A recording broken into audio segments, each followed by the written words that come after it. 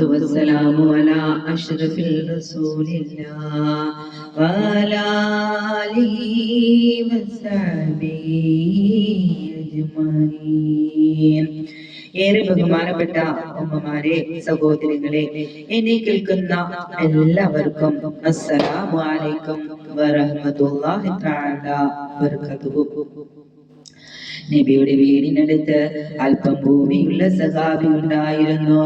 ആ സഹാബി വന്ന് നബിയോട് പറഞ്ഞു, അല്ലാഹുവിന്റെ റസൂലേ, അല്ലാഹുവിന്റെ റസൂലേ, എന്റെ കുറച്ച് ഭൂമി അങ്ങ് താമസിക്കുന്നതിനടുത്തുണ്ട്, അത് ഞാൻ അങ്ങേക്ക് തരട്ടെയോ റസൂലേ?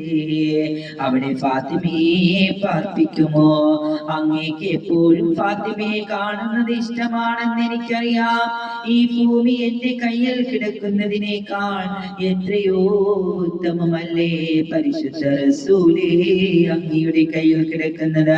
അങ്ങനെ ആ ഭൂമി പരിശുദ്ധ റസൂൽ വാങ്ങി. അവിടെ ഒരു കൊച്ചു കൂര പൊങ്ങി വന്നു. നബിയുടെ വീടിന്റെ അടുത്ത വീട്.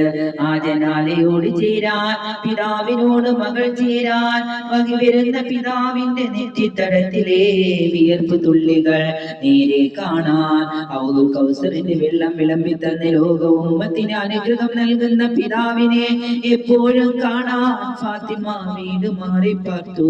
പ്രവാചകത്തെ തൊട്ടറിഞ്ഞ ഫാത്തിമ, പ്രവാചകത്വത്തിന്റെ തൊട്ടടുത്ത് പാർത്ത ഫാത്തിമ, ജോലി ചെയ്ത് ഫാത്തിമ ക്ഷീണിച്ചു പോയി. വെള്ളം കൊണ്ടുവരുന്നത് ഫാത്തിമ, ഗോതമ്പ് മാവ് കുഴയ്ക്കുന്നത് ഫാത്തിമ, റൊട്ടി ഉണ്ടാക്കുന്നതും ഫാത്തിമ, എല്ലാ ജോലി എടുക്കുന്നതും ഫാത്തിമ.